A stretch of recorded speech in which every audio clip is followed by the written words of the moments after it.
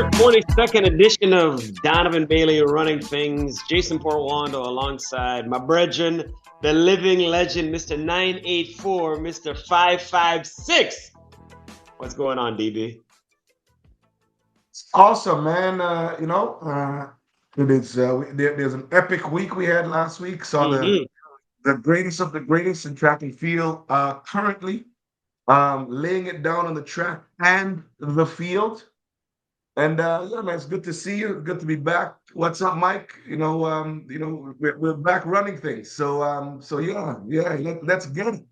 Just another thing you and I have in common. 50 meters for you in 5.56. I'm also 5.56. Yeah, so anyways, we'll just leave it at that. Anyways, I can ask. Brethren, I am telling you, this was phenomenal. We waited all year long for these worlds to happen. Tokyo was tops. We had a world record. We've had 7 world championship, either equaling efforts or breaking efforts. We had a bunch of national championships in terms of records. I mean, we had everything. Thrills, spills. I got chills. I mean, yeah, this thing did not disappoint. And I know you were there from tip to tail as well. Well, there was a lot of rain, too. Yeah, well, at the end, yeah. There's some beautiful inclement weather. But yeah, you know what? Listen, the thing is, first of all, I love Japan. I've competed there many times, and I've done some great business there as well. Yeah. And I know that the organizing committee there, the organizers of the competition, the organizers of the World Championships, did a fantastic job. So yeah, I mean, it was definitely great to see an incredible event being put on. But not only that, as you said, now there's some fantastic life-changing performances for a lot of the new cats and some of the veterans. Yeah, and breakthrough performances aplenty, but this was no breakthrough performance. Our race of the week, we got a couple of them. Brought to you, as always, by our good friends at BioPods. You know what to do. Check them out, biopods.com. A chance to empower your every step. My goodness. I'm going to just call her Melissa the Magnificent. What? New name. Let's listen. Jackson third from the left-hand side has got away well, and she's already up onto battle. Dina Asher-Smith with a brilliant start round the bend. The champion from 19 going well. Jefferson-Wooden with half a yard on Sharika Jackson. Jefferson-Wooden is floating here. Amy Hunt trying to get in the mix. But look at this from Jefferson-Wooden. She's absolutely flying in the night sky of Tokyo. 21.69.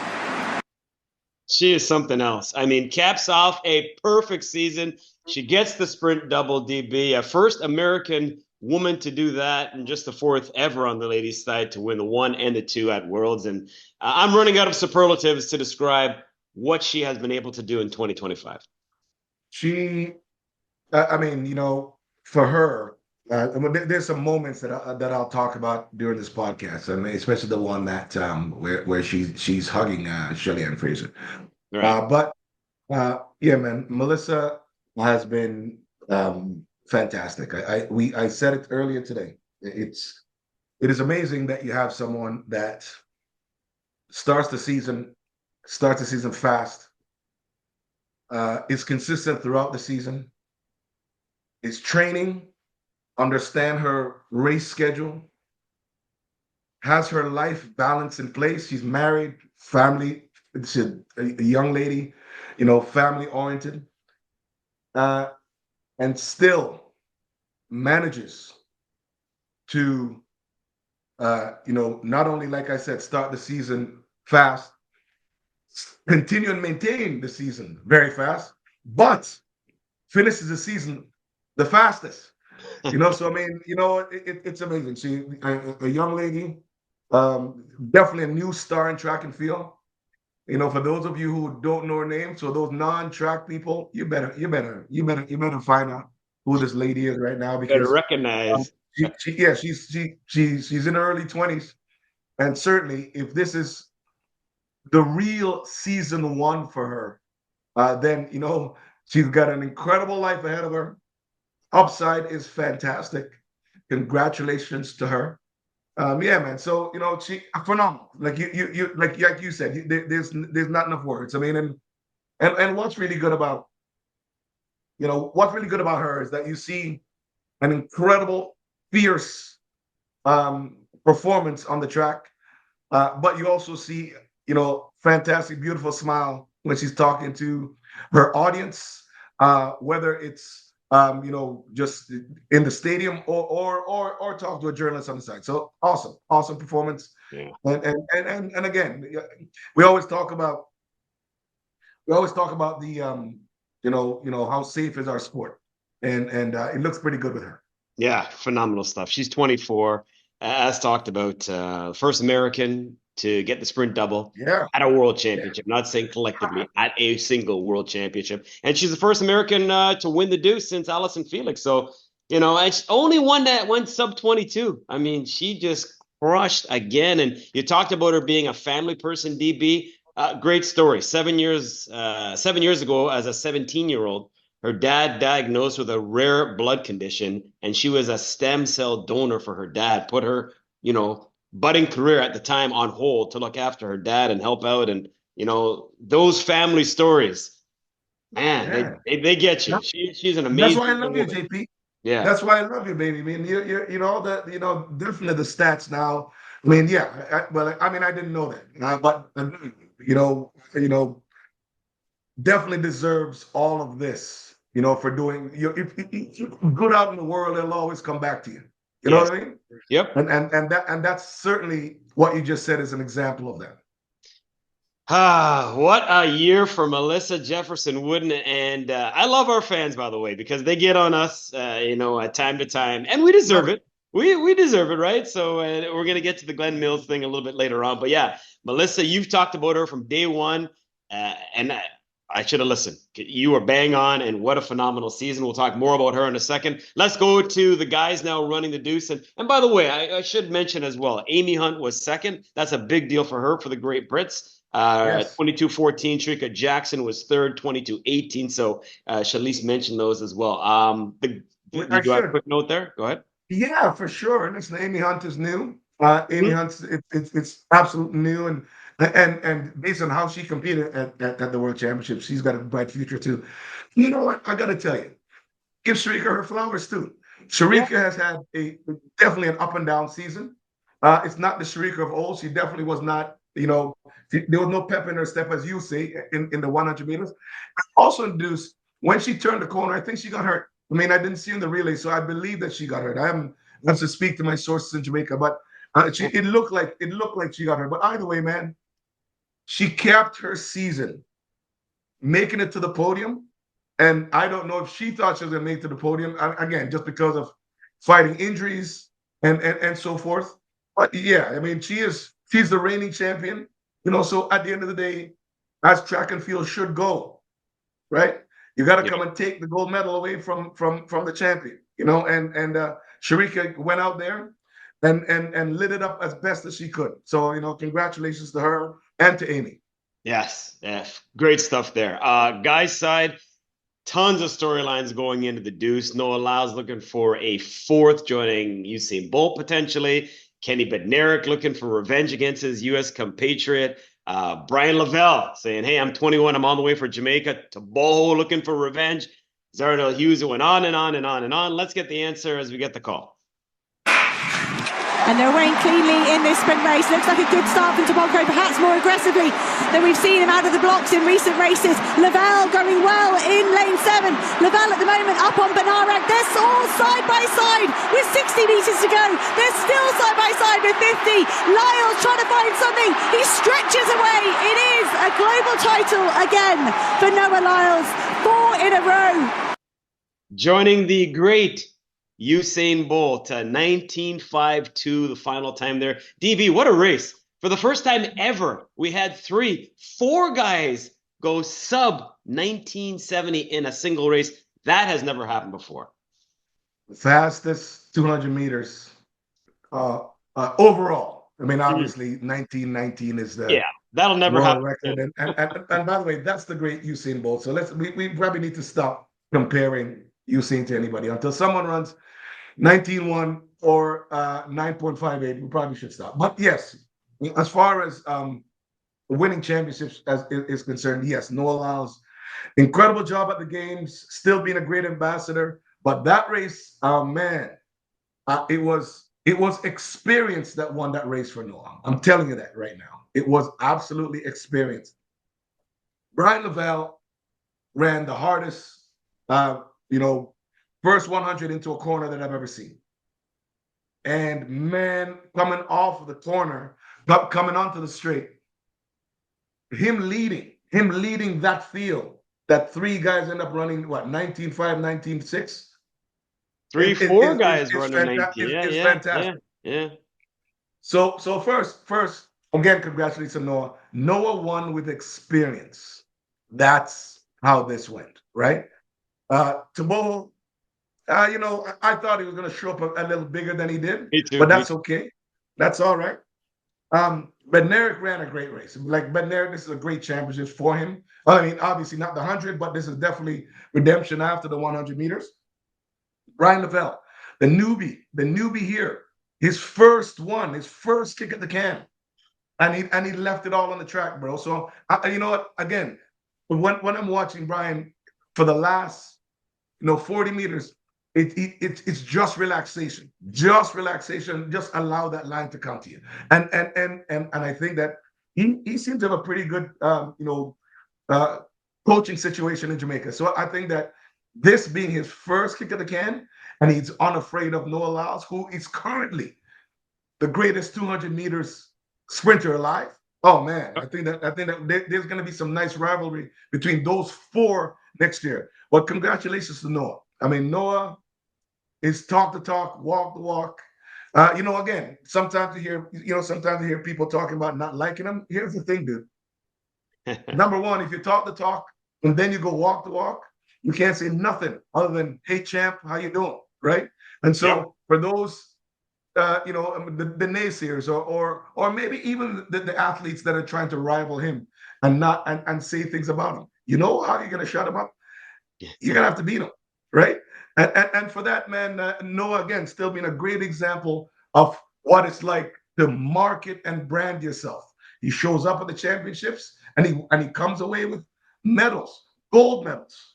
So at the end of the day, congratulations to him, man. Congratulations to, again, maintaining consistency of showing up in these major championships and at least trying to winning gold or trying to win gold or talking about winning gold or talking about trying to win gold. Nothing wrong with that.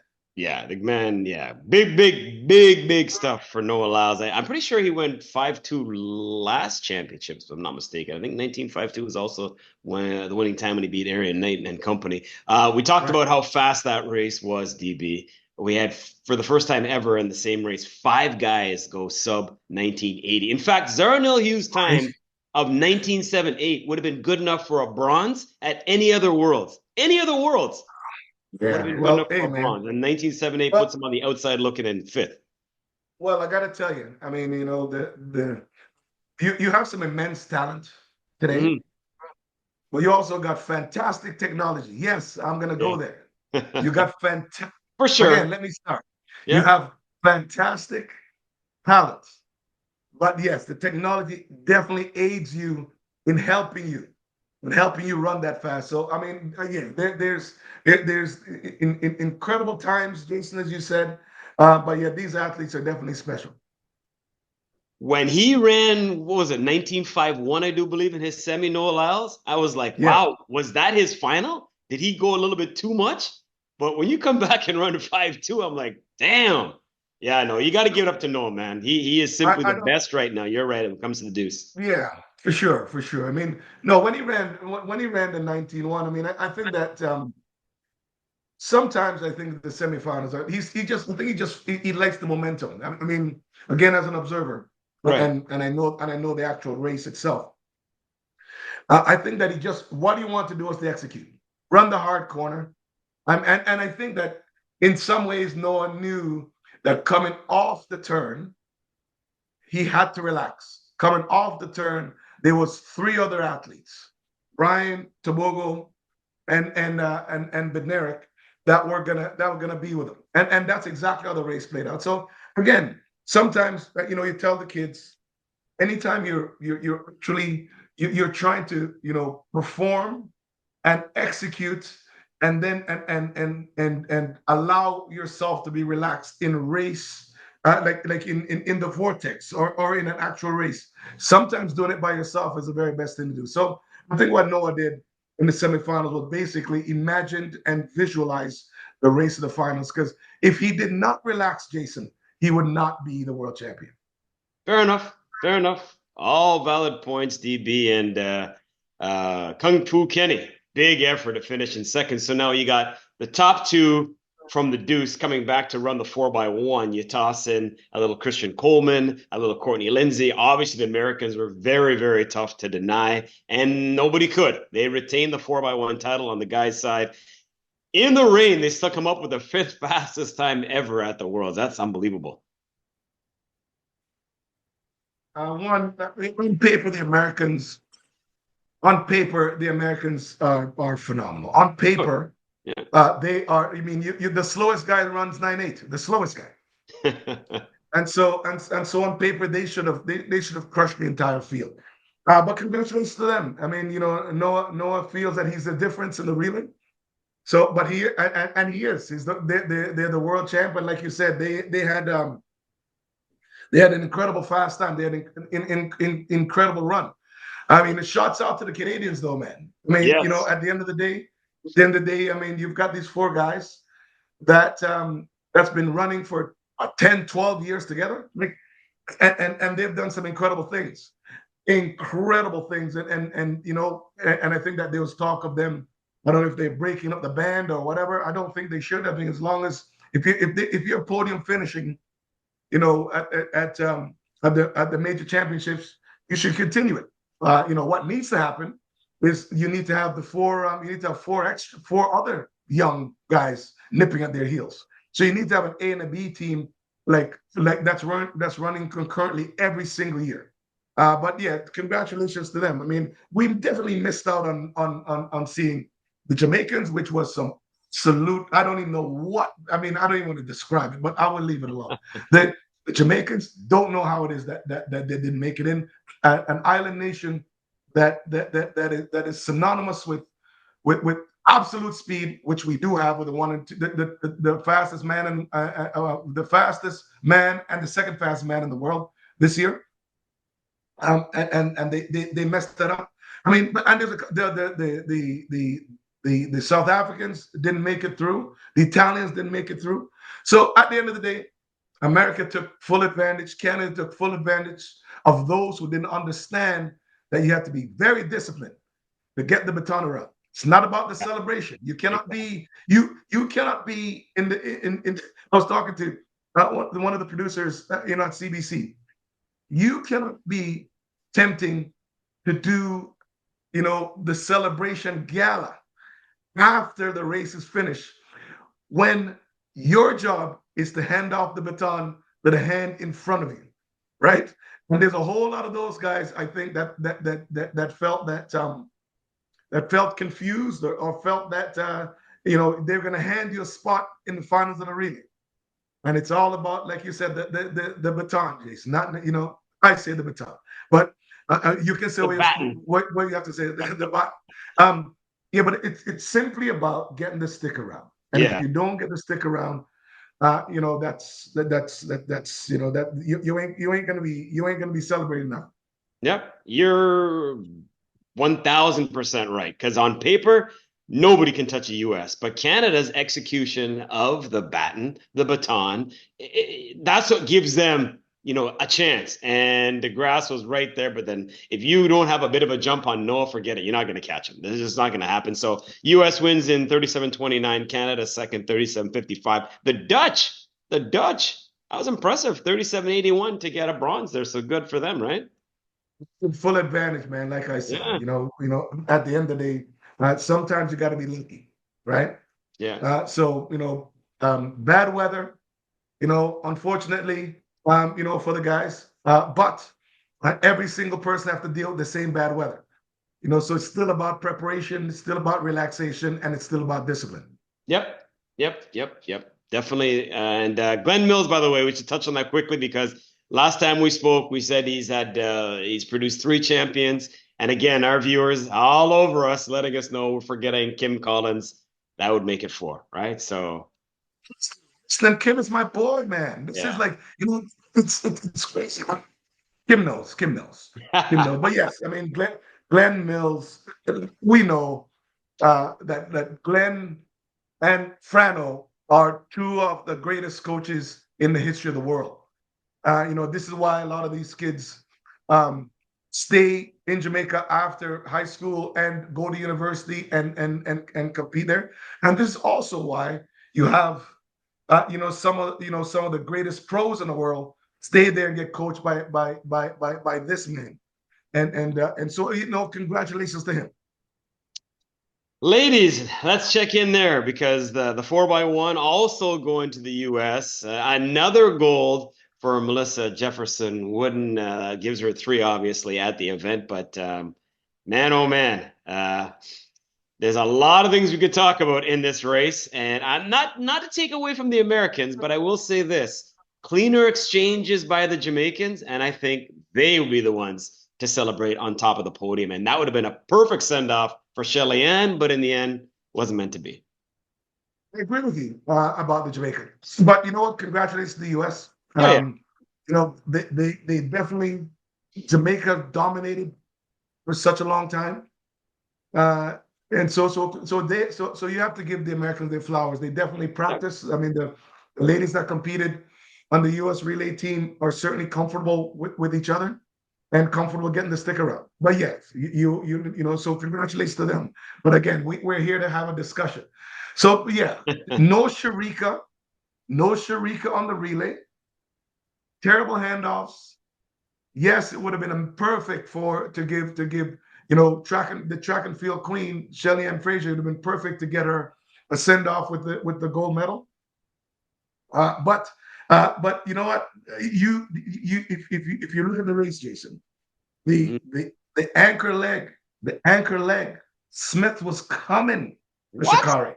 Smith was coming for Sha'Carri. Man, I tell you, you know what? So either way, listen, it is great. Shelly Ann started her career on the world stage with a silver medal. She ends with a silver medal. Maybe it's a perfect book ending. You know what I mean? Maybe it's perfect. Yep. But yeah, another phenomenal race for the women's 4x1 relay. Shouts out to the Canadians. Probably could have ran better in the relay finals. However, they got lane 1, or is it lane 2? That's very, very tight. You know what? These ladies, I also got to give them their flowers because, they're top 8 in the world, and they have to run a national record to get there. So this is something to build off of.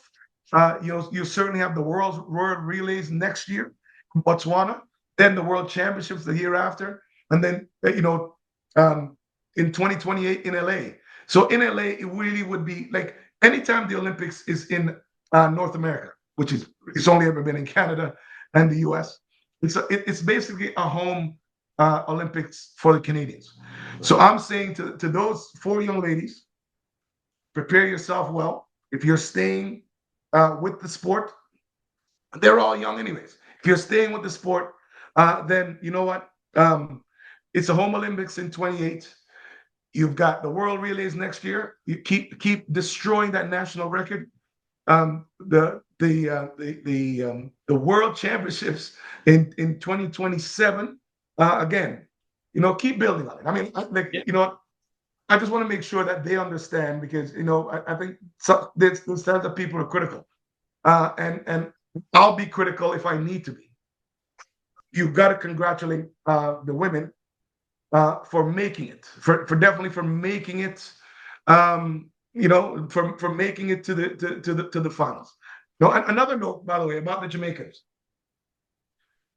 Man, you had 3 women. First of all, you have Shelly Ann Fraser, who's retiring. Mm-hmm.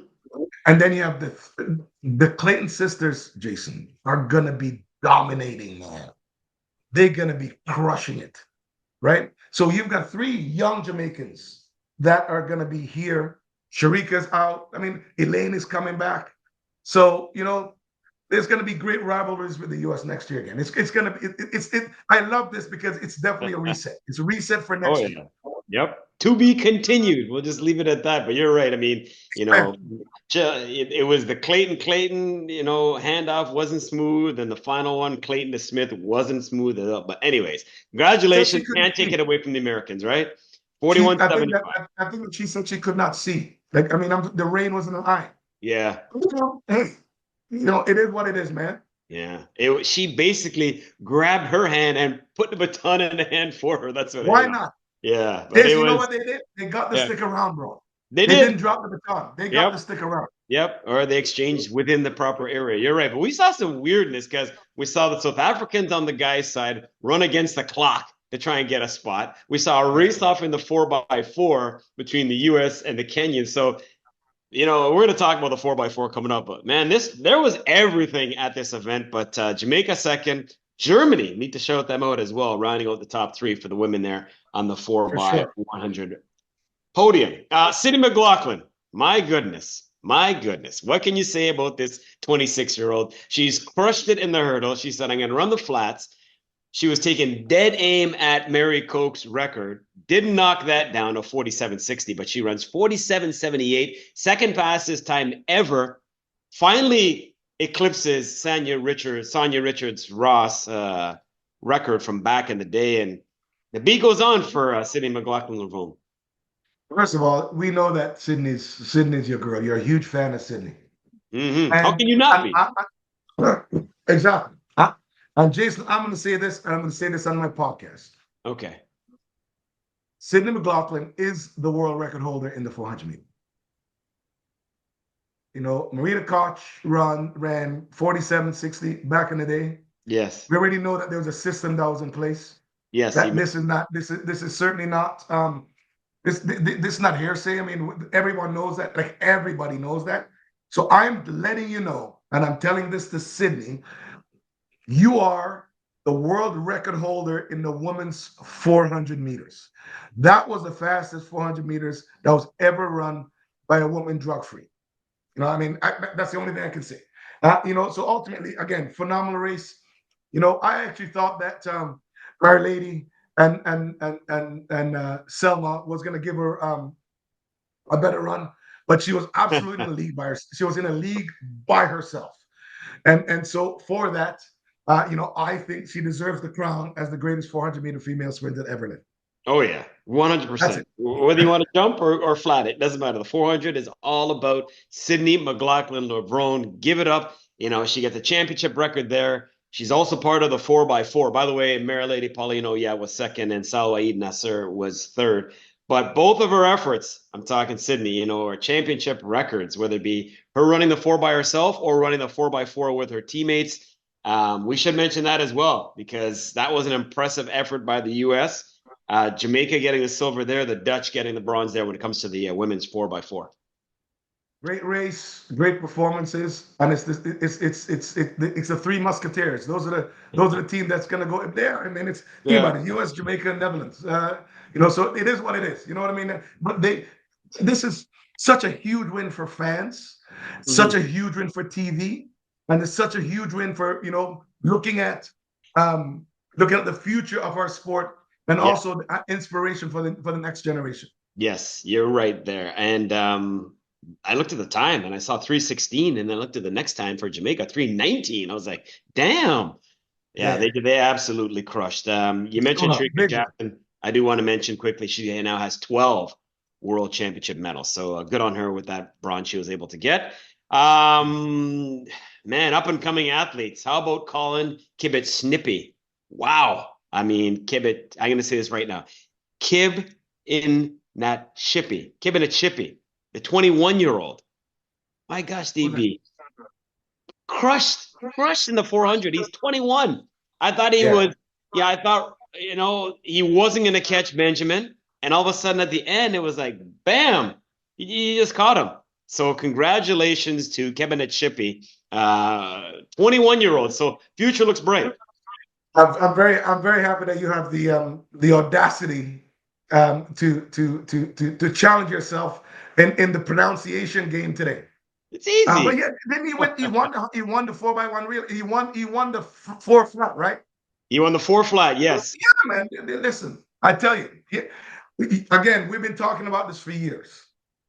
The rivalry has always been like Jamaica versus the US versus Canada, you know, with the Brits jumping in sometimes, but the Africans are coming, but not only are they coming now, they're crushing and they're winning. Yeah. Next year, the World Relays is going to be in Botswana, and I'm letting you know, my brother, that they're going to be sitting pretty. There's so many kids in the continent of Africa, in all of the countries, that know that they can compete, not just in the 800 going on up, but from the 100, but from the 100 going all up to the 800 going back down. So it's going to be incredible. It's incredible to see what they did in the men's relay, in the men's mile relay. Yep. And also what they did in the flat 4. Yeah. So I'm saying to you, man, I love this. And again, you know who wins? Fans. You know who wins? The younger generation of all these young cats watching, saying, I can do that. There's someone from my country. There's someone that looks like me. Whatever the reasons are, they're coming. Jason, I guess I don't need to say that anymore. They're no longer coming. They have arrived. They're here. They're no longer have coming. arrived, and they're kicking the doors off and claiming gold medals and running down the U.S. Man, it's awesome. It's awesome to see. The fans win. When he ran down Benjamin, impossible. It was like a 2-meter lead he had in the 4x4, and he ran him down. I couldn't believe it. But yeah, going back to the 4 itself, he beats Dream Richards. I'm pretty sure that was a national record for Trinidad and Tobago there. And then in Dory, another Botswanan runner finishes third. So Botswana first and third in the 400. So yeah, you're right. Well, they are coming. They are here. Congratulations again to Colin Kibinachipi getting it done. Speaking of Africans, how about Emmanuel Wanyoni? And Wanyoni wins the 800 championship record time, 1:41.86. So there's another big effort there. The Canadian Marco Arop was third. So decent enough effort by the Canadian. Yeah, for sure. I mean, in a year that not many Canadian track and field athletes made it to the finals, got to congratulate Marco. Yes. Again, very consistent. Marco is one of the best 800-meter guys in the world. And so, he's got to get his flowers. Wrapping up some other accomplishments, Cordell Titch, he was away for 3 years, DB. The man was selling cell phones. Comes back, runs 12:99. He was the only hurdler to go sub-13, winning the 110 hurdle. So congratulations to him. 5th Cape Yegon wins again. She's unbeatable in the 1500. How about this? Ditaji Kambuji. We talk about her running the 100. She won the 100 hurdles. That came out of nowhere. Well, Jason, let me correct you. That's her twin sister. Her twin sister runs the 100. Yes. Her twin sister runs the 100, and she runs the 100 hurdles. Right. But this came out of nowhere. Nobody expected Kambuji to win this race.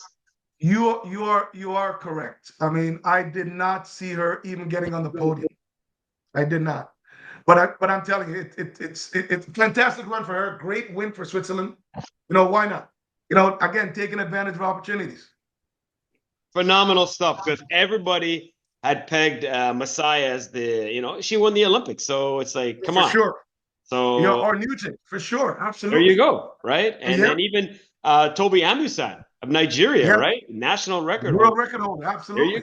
There you go. So, I mean, there was a lot of things going on, and congratulations. You're right. There's the Taji, there's Munjinga, there's a lot of going on there with Kambuji. But Rai Benjamin winning the 400 hurdles, the Olympic champion.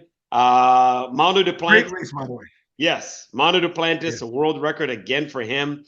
It just goes on and on and on. But just to wrap things up, DB, hope springs eternal for the youngsters. Gout, we should give him some love, the 17-year-old. He's got to go back to school now, finish his homework, his exams. Same thing for Cooper Lutenkaus as well. So we got a bit of everything, man.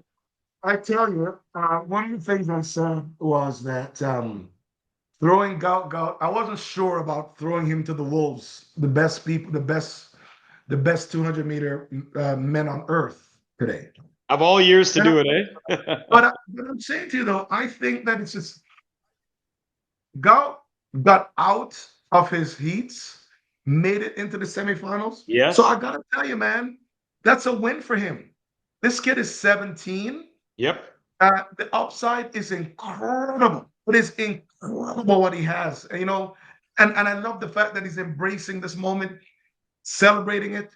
But not only that, as a 17-year-old, he's lighting it up, man. He's beating big ass grown men. So at the end of the day, you know what? Congratulations, Gout. Welcome to the Big Boys Club. This is how they do it. You've got years and years and years to build. That comparison to Bolt and all of that, I think, is unfair and it's a lot of pressure. But this kid has so much upside. And I like him. I just like his energy. I like what he does when he gets on the track. I like how he interacts with the fans.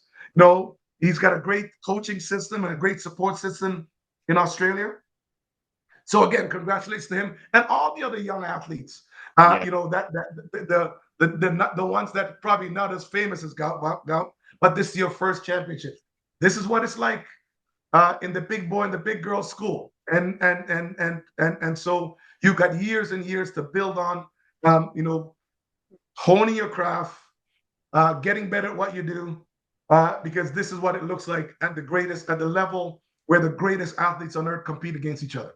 Yep, and 16-year-old Cooper Lukenhaus, youngest ever to compete at a World Championships. By the way, Kenyan runner Lillian Odera, she won, beating Keely Hodgkinson, and that was huge. That was a huge surprise. Everybody thought for sure Keely would be victorious there. So, DB, we waited all year long for the Worlds, and it seemed like at one point they would never get here. Now they've come and they've gone, and it simply did not disappoint. So it was a lot of fun. Now we're going to see, kind of anticlimactic now, because what do we do for the rest of the year in terms of, we just got a big bang there to the finale of 2025, but there's still some action, and we'll still fill out the remainder of the calendar.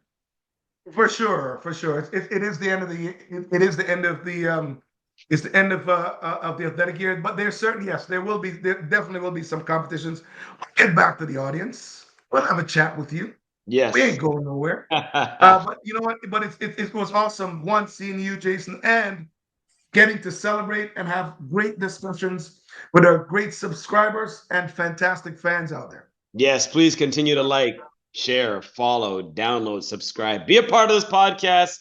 Hey, this is why we're here for you each and every week, and we appreciate the support and the critiques when we deserve them. Jason Portuondo, thank you as always for the company to our loyal listeners and viewers. DB, take us out, my man.